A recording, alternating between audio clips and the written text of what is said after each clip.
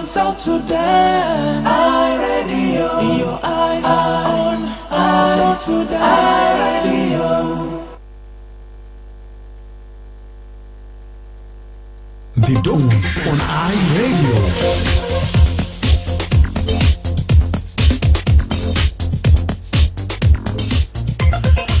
Right, a very good morning to you and welcome to the second hour of the Dawn program here on iRadio, a live broadcast from the capital, Juba. My name is Emmanuel J, Akile, and today is Wednesday, the 3rd of December 2025, 16 minutes now after the hour of 7 now, the second hour of the Dawn. Today is a very special and important day, which is the International Day of Persons with Disabilities, observed every year on the 3rd of December.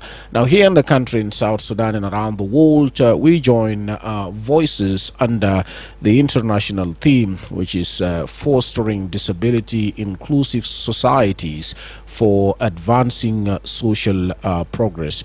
Now, here at home, our national theme reminds us of power of action, which is empowering people with disabilities through inclusive policies and also partnership.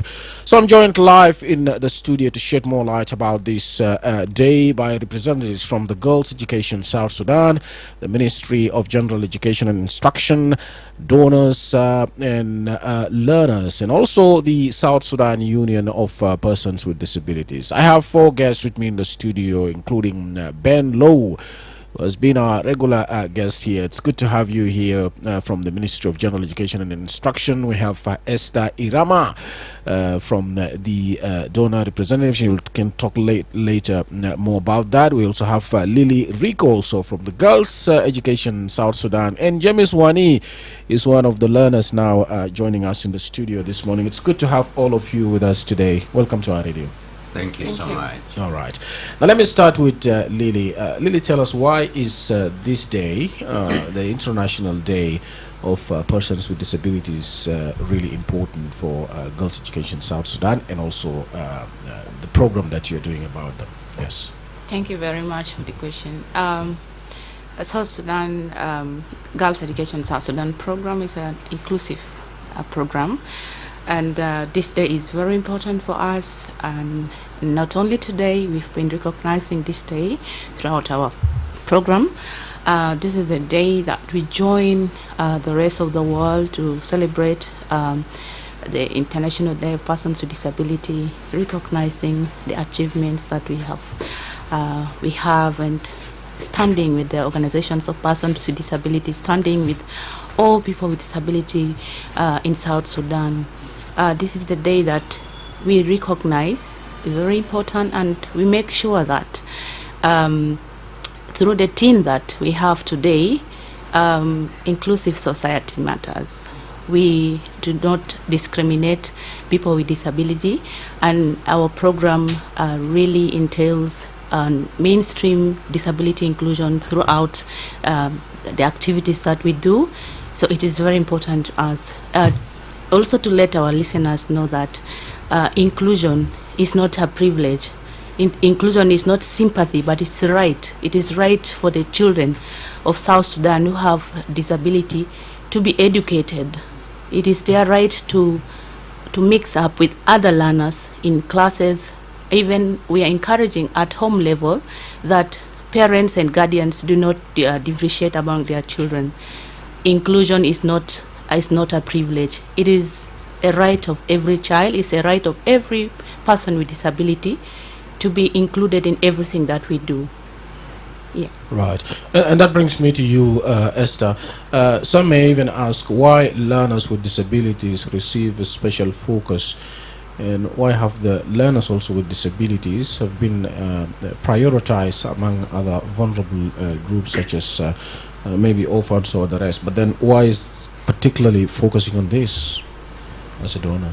Thank you so much, our moderator. Yes. So, as we all know, the Girls Education South Sudan is supported mainly by UK aid, donation from the British people, but then we also have other donors like the Canada, European Union, the Sweden and Norwegian embassy in Juba. So, back to your question, we are deeply concerned about all children in South Sudan, all underlying, all children. That's because their education matters to us.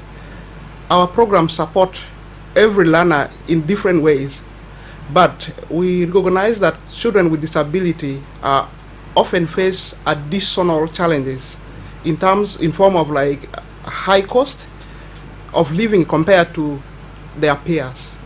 So while all learners like encounter challenges, but children with disability face more, like these challenges double. So due to the nature of their impairment, making them among the most vulnerable. This is why disability inclusion remains a priority to the work of UK, but also other donors through supporting the girls' education in South Sudan. Thank you. Right, and let me come to Wani. Wani, this is a special day for you and many others. So how do you really feel being part of today's commemoration? So because it's the International Day of Person Living with Disabilities, so I feel very happy because it also creates awareness for us as people of South Sudan. And also, yes, go ahead. and also it creates this one awareness. But what I want to say,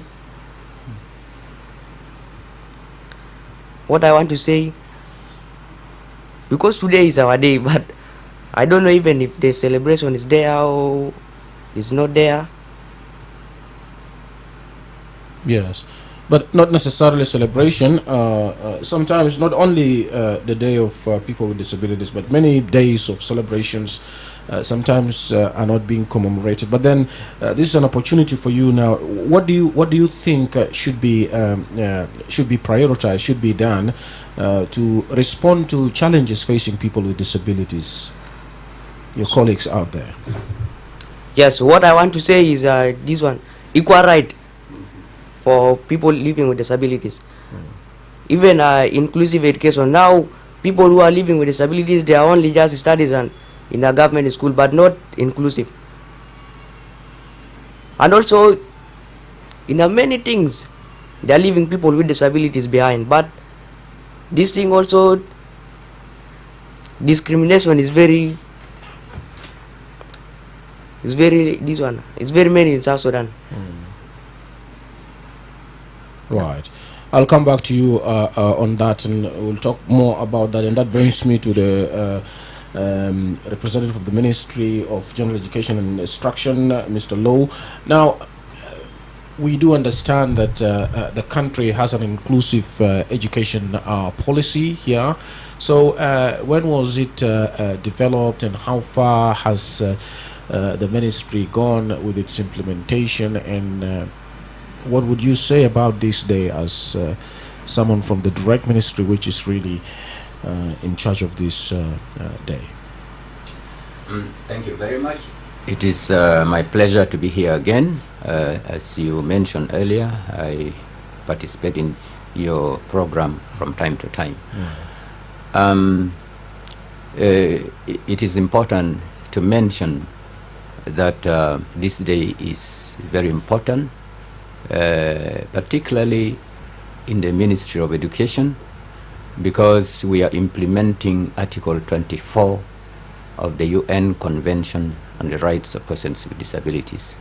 And this article talks about inclusive education, education for learners who will study together with the rest of the children, no segregation. And you will realize that our young boy here, Wani, is a student in Bolok Primary School. That school is not special. It provides education for learners with and without. They are all learning together in the same classroom, and in the same environment. So it's just a matter of really putting things in order that the system will work effectively finally. But it's a process, it is not a one-day event. And that's why the ministry has developed the inclusive education policy, which was launched in 2021. And so far we have made a lot of effort. Our curriculum contains elements of inclusion, the teacher education. In fact, the entire directorates of the ministry now able to practice, though still we need a lot of effort to be done. But we as a ministry, we are able to put things in the policy, and to that end, we have developed, we have actually formed a technical working group which looks into the issues of implementation of the inclusive education policy. But to that effect, we have a strategy.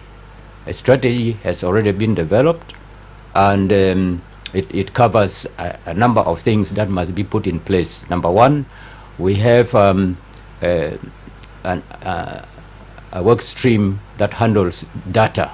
Data is very important. We need to collect data, and in fact, I'm so happy with the GUESS program, because across South Sudan, they have a system where if you want to find out the number of children in a particular school, in a particular state, you just click and you'll be able to get that information, categorizing learners with disabilities according to their disabilities.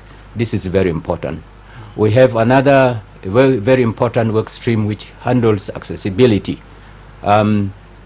Here the accessibility means how can the learners with disabilities be able to enter the classroom, go to the school, to the toilets, and be able to learn together with the other children. This is a process which has already started, and it is ongoing.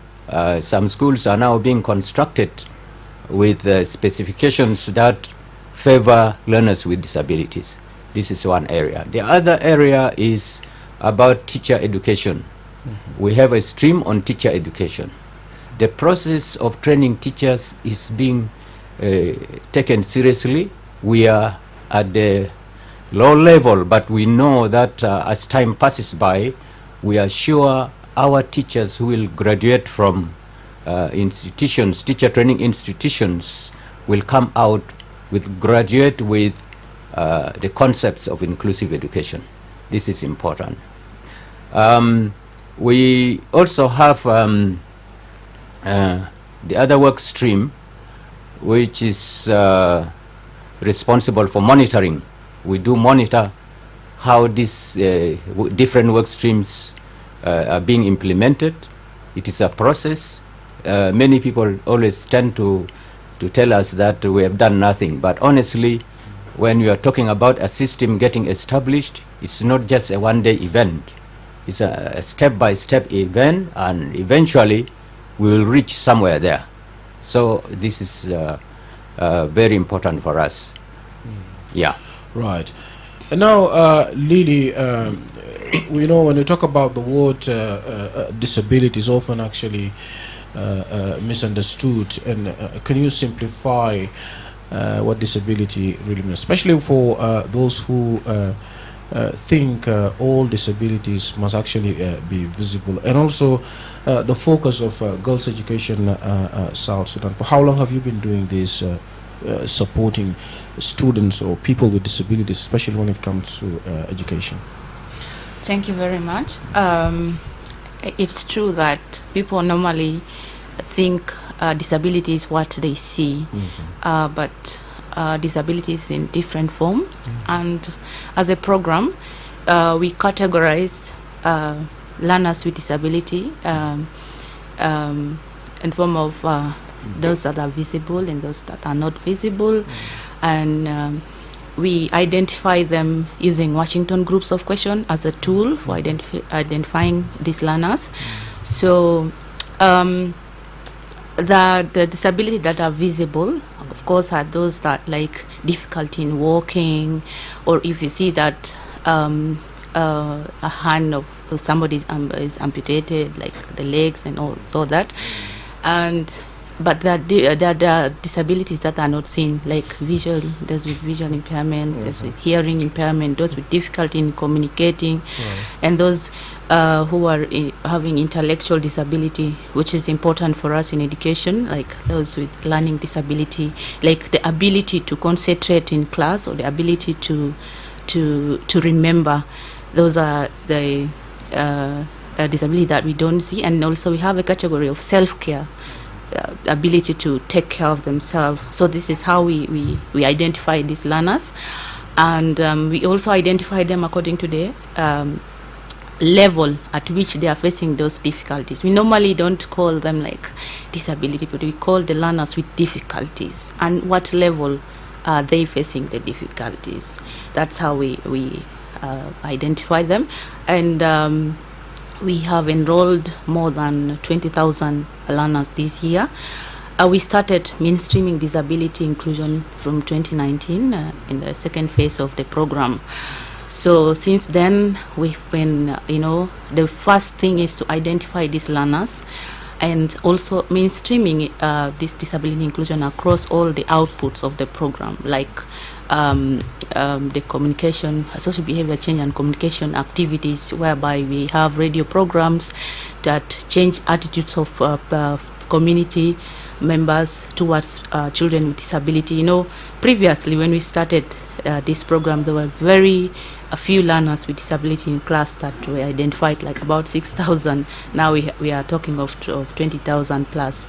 So we do ensure that every information that is going out that is targeting behavior is also targeting children with disability that are out of schools. And then we have the cash transfer, that also the data helps us to identify learners who also benefit from the cash transfer, like the learners with disability. We have the capitation grant. Yes, with the capitation grant is there, but how is it helping learners with disability? For instance, we also track how much money of the capitation grant has helped or has like improving access in school. We know that the schools are not all accessible, but at least there are schools that have renovated. There are schools that renovated their premises in accessibility. And then we have quality education that also we mainstream disability inclusion across, like training the management committees on how to plan for disability. For example, having a committee that is specifically looking at inclusion at school level, and then also looking at the teachers themselves, how to train or to teach learners with disability, although not that much, but at least most of the teachers now know how to handle learners with disability in class. For example, we always encourage learners with visual impairment not to sit behind in the class, but to be at least in the front seat.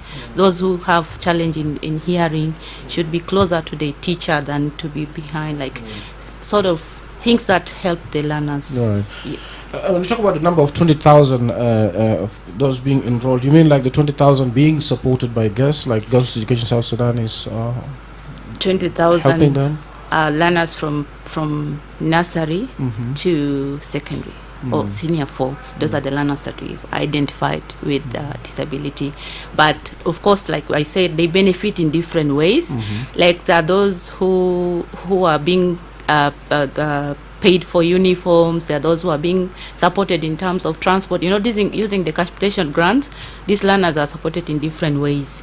And then those who are benefiting from cash transfer only, there were about 6,000 learners who are in eligible classes. And we are yet to confirm how many of them have received the cash, because normally after the validation, we do give the cash transfer and we'll confirm after they are all the process is done. Right. And so let me come to you. Let's look beyond the current program. So the support being given to people with disability, especially children, after the girls' education South Sudan program, for instance, ends? What can we expect in the future? Thank you so much. Yeah, so Yes. to start with, UK has committed globally to strengthening delivery, leadership, decision making by persons with disability. So that ambition cannot be achieved without ensuring any future education program has that bit of inclusion with people with disability. So disability inclusion is one of top priority for UK and the other government and the donor governments. So the program that follows just will ensure that learners with disability are fully considered and are supported, because inclusion is not optional. It is essential to achieving equitable education, and that is the mission of the UK government and the other donors. Thank you. So we should be sure that it will continue. So girls education South Sudan, she said the support will continue. We will support more than finance, even technical support, Right. in working in partnership with the government to ensure that the systems are in place, they are working, and that technical support will be given to continue like ensuring inclusive education as we move with the learning process. Right. Wanina, may come to you. How has this support that you've been receiving from Girls Education South Sudan, how do you describe it? How has it changed your education, let's say, journey and your life in general? How would you describe it? Just I like to appreciate them for what they are doing, and also this money itself a lot.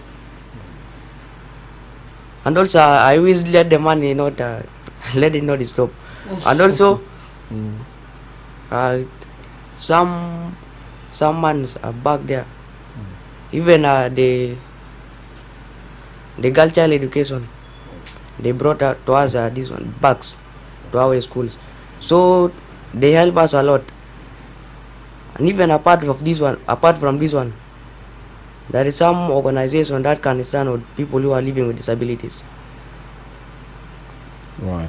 And so how do you wake up? How do you wake up in the morning and go to school? Is there anyone escorting you, or you find yourself to school? And how easy or difficult is it? And what challenge do you face on daily basis that you would want really Girls Education South Sudan to support you with? The challenge that I face is about the transport. From home to school, I'm using a motorcycle. Yes, and this one, if there is no money, it will be difficult for me.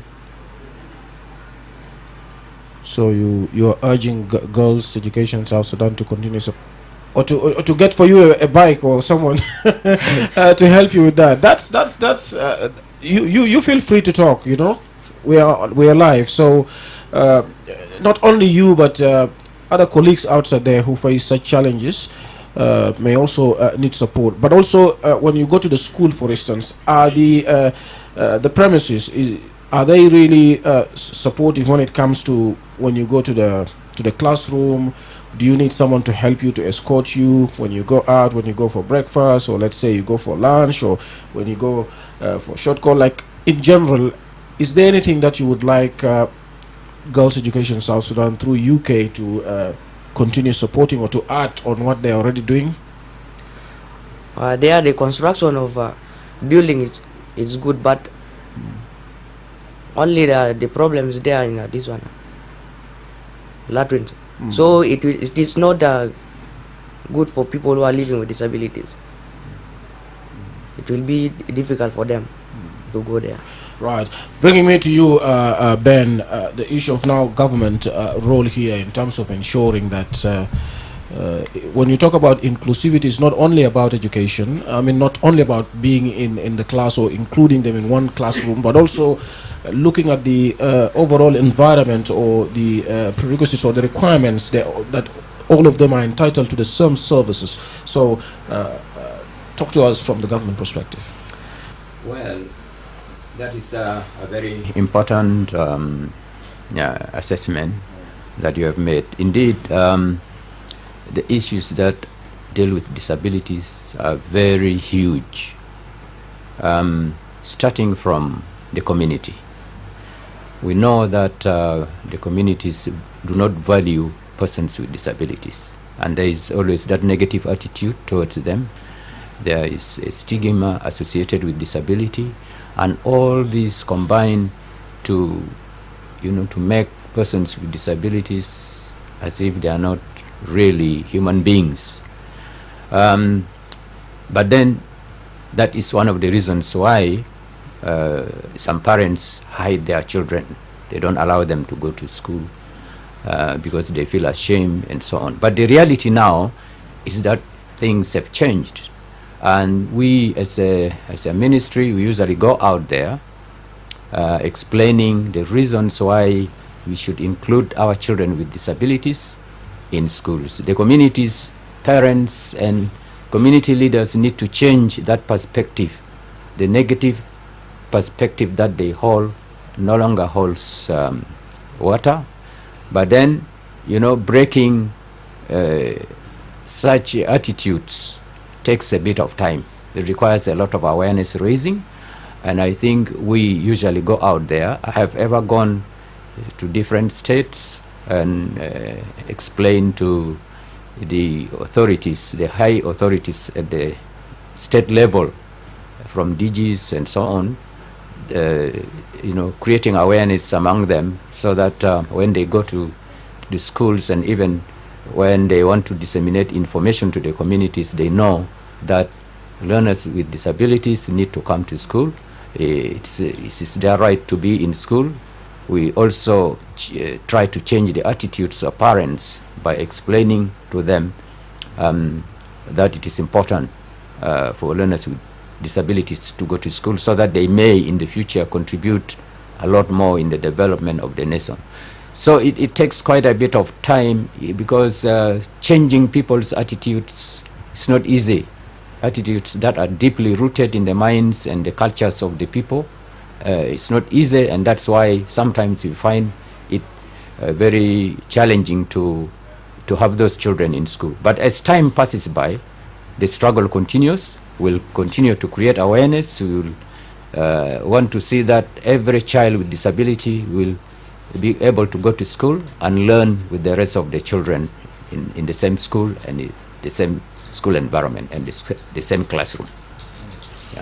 All right, that brings us about 17 minutes to the top of the hour. You're still listening to the Dawn program here on our radio live broadcast from the capital, Juba. It's now time to pick few calls on 0911 or 22 986 986.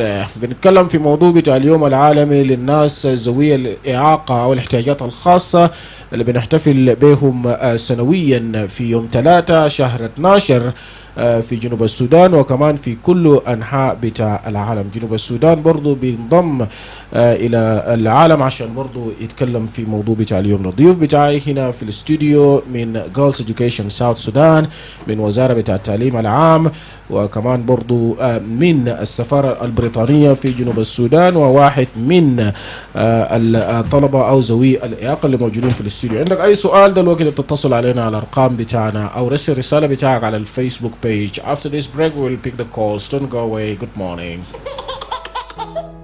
Give your baby the best start from day one with Mamilak, South Sudan's #1 infant formula. Mamilak infant milk 0 to 6 months and follow-on milk 6 to 12 months are packed with all the nutrients your little one needs for a strong immune system, healthy bones and teeth, and a sharp growing mind. Proudly made in Europe, Mamilak gives your baby top quality nutrition at a price every family can afford. Grab it at any shop or pharmacy near you. Mamilak, together from birth. This is iRadio, your eye on South Sudan. Right, bring us about 15 minutes to the top of the hour. It's now time to pick the calls. Hi, radio. Hello, hi, radio. Yes. I tagon suma boy of Medina Tanzara. Demono? Boy of Medina Tanzara. Boy wo Minanzara. Welcome. Fadal.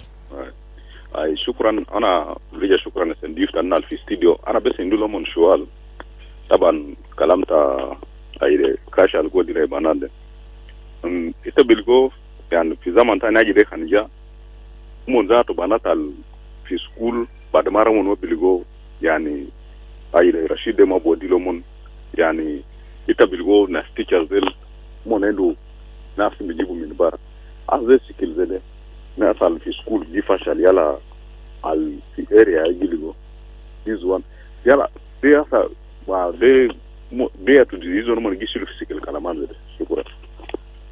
Okay, shukran. Lili mumkin baden will comment on that. Lakin let's focus our questions fi yom bita lela de yom bita International Day of Persons with Disabilities. Khali questions bitana kulu yerekis fogo, but then Lili you can a little bit comment on that. It's talking about irregularities happening when it comes to cash transfer. He's from Nzara there in Western Equatoria, where he claims when the cash arrives, some teachers actually fee corruption. So maybe you can later on comment on that. But for now, let's focus our questions on this day. Hi, radio. Emmanuel J, good morning. Yes, good morning. David McGough. David, welcome. First of all, brother, let me appreciate just what they have tried by involving these boys with disability. But I have some few questions to the one of the government. We join international celebration because of the assumption, or are we joining it exactly like the way they are doing it in the country? The boys with the disability, all the children with disability in the country, in remote areas, are not taken to the school. Is it a compulsory or a choice? If it is compulsory, why are you not informing in remote areas so that all these children are taken to school? If it is a choice, then that's why there will be no compulsion. Number two, in all the schools, these children with disability, nobody is taking care of them. Why there is no special program that is being conducted with them in the school so that the pit lecturers are constructed the way they are, so that they have their own special pit lecturer which they can use. Now you are not monitoring that, and you don't reach everybody in all the schools so that they are even being considered like the rest. Lastly, is about the transport. If you can see now, only the church, the other NGO that are distributing the materials for the old disability who are in the town now to go using their transport. But in the villages, there is nothing like that.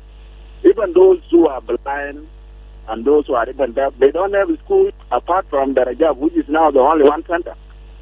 What about the other countries? Where are they going to learn? I mean, the other children who are in different states. When are you going to plan for? Thank you. All right. Thank you, David Magog. Radio. Ana Lokulege. Father.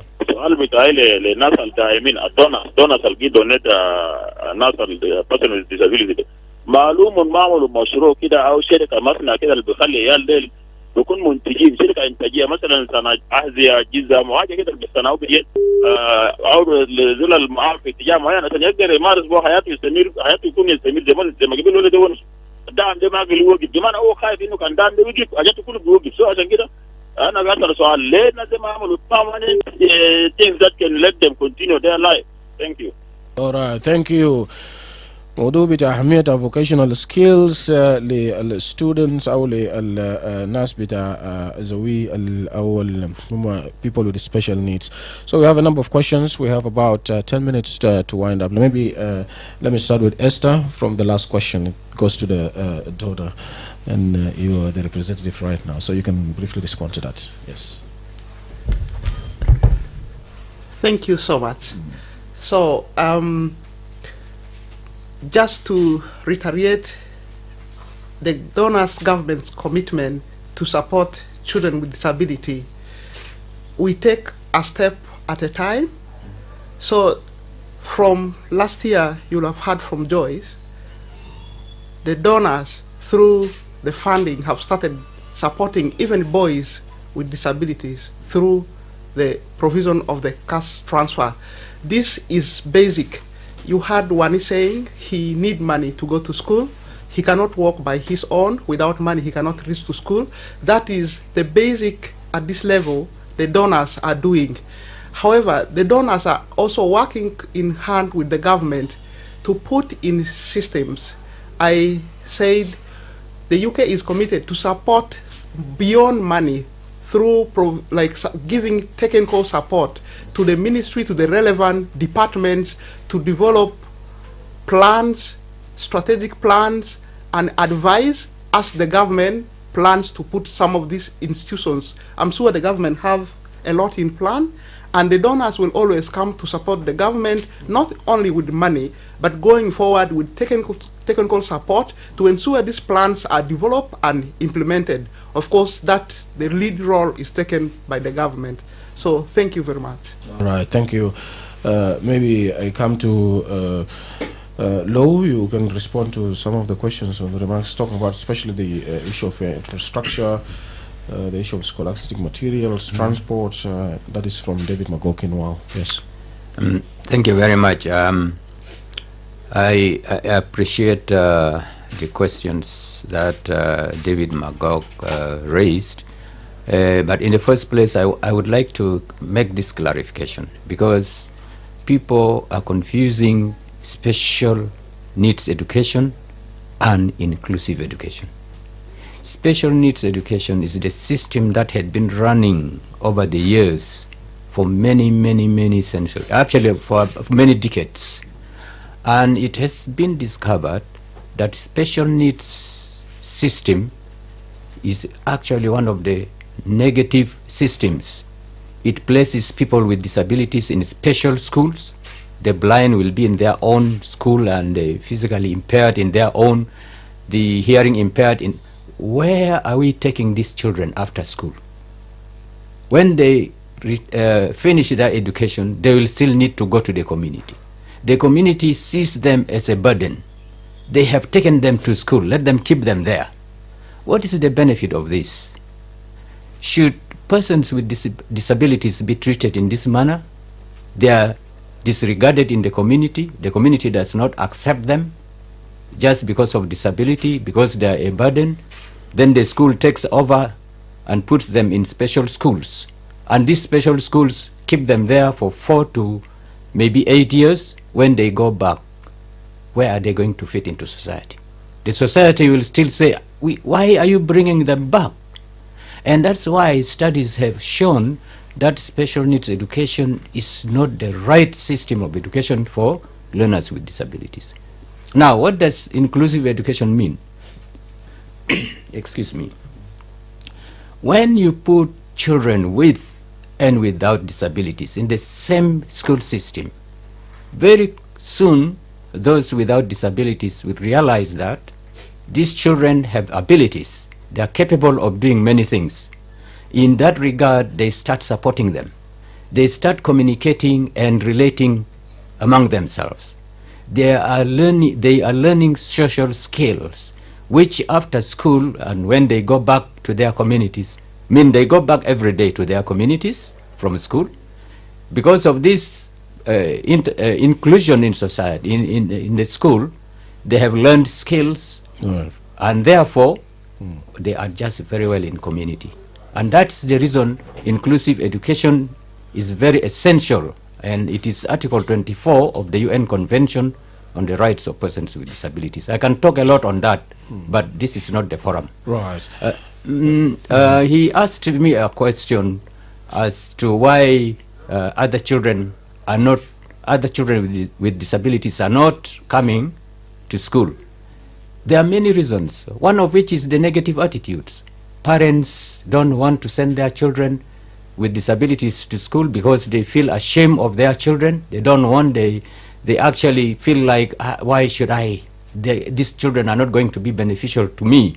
Why do I have to send them to school? But I tell you, when you send your children to school, they will be educated, they graduate, and they will perform, and even contribute to the development of this nation.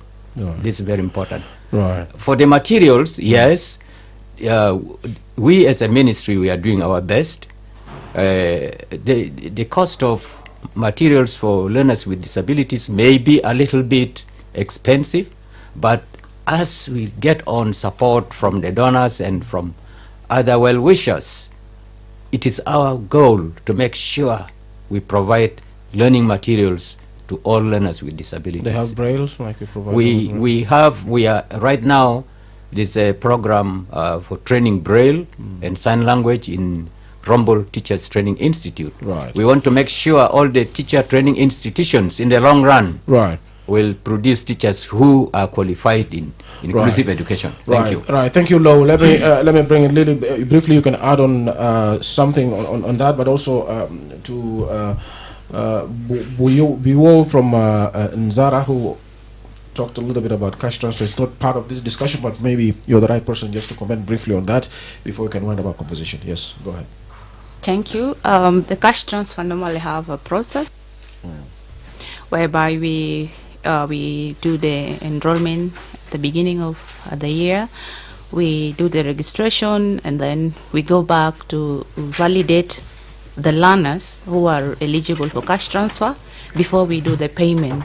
So if a learner, for example, what he said, if a learner misses cash transfer, maybe it's within the process that something went wrong. Maybe the learner was not present during the registration, and we normally give some period for the learners to report and all that. And we're encouraging all learners out there, please report in time, make sure that registration or the enrollment process get you in class.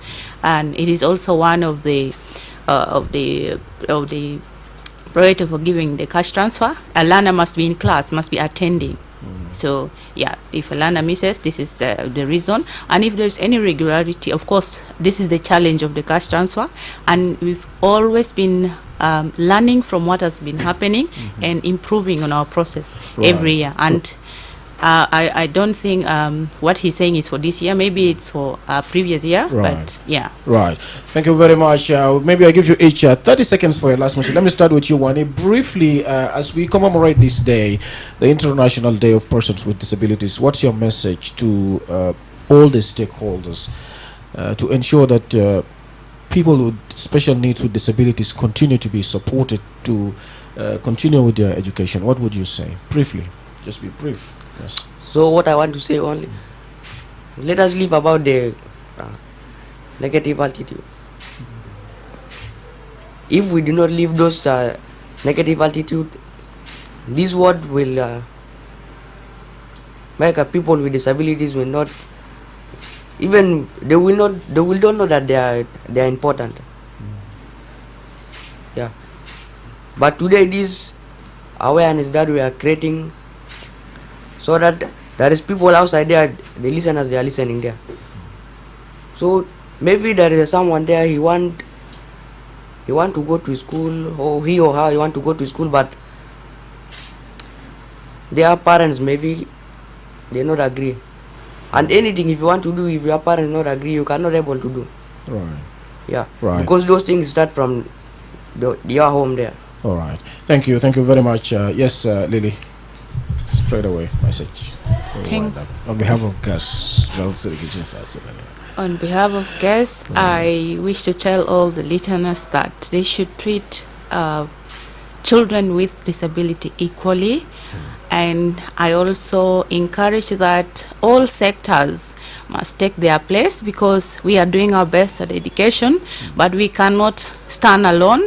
We need other sectors like health and the rest to ensure that we support these learners. All right. Yes, Esther. Thank you very much. On behalf of all the donors and on behalf of UK in particular, my calling is that the government continue putting in practice all the good work, the policies, the working groups that has been set in place, and it's the commitment of the donors and the UK in particular to continue supporting in form of technical expertise to ensure these policies are implemented and all children are given the opportunity to go to school. Thank you so much. Thank you. Low, few seconds before we're actually crossing to the news now. Yes, what's your message on behalf of the Ministry of General Education? Yes. My message is that the Ministry of Education is committed to implementing inclusive education, which is actually based on Article 24 of the UN Convention on the Rights of Persons with Disabilities. And I encourage all our children with disabilities to go to school because they will benefit in the long run. Thank you very much. Thank you very much also for joining us and for being part of the Dawn today. A very big thanks to Ben Lowe from the Ministry of General Education and Instruction, Esther Irama from the UK Embassy, Lily Rico from Girls Education South Sudan, and Lana Jimmy Swani. Thank you all for joining us on the Dawn today, and let's continue to do our part to contribute to this International Day of Persons with Disabilities and for their rights. Thank you all for joining us. Thank you. Right, with that we have come to the end of the Dawn edition for today. Join us again tomorrow morning at the same time to get the latest on what's happening in South Sudan and beyond the borders. Up next, news in Arabic with Obaj Ukut Chaga. On behalf of the Dawn team, this has been Emmanuel J. Akile. Have a good day. Let's catch up again tomorrow.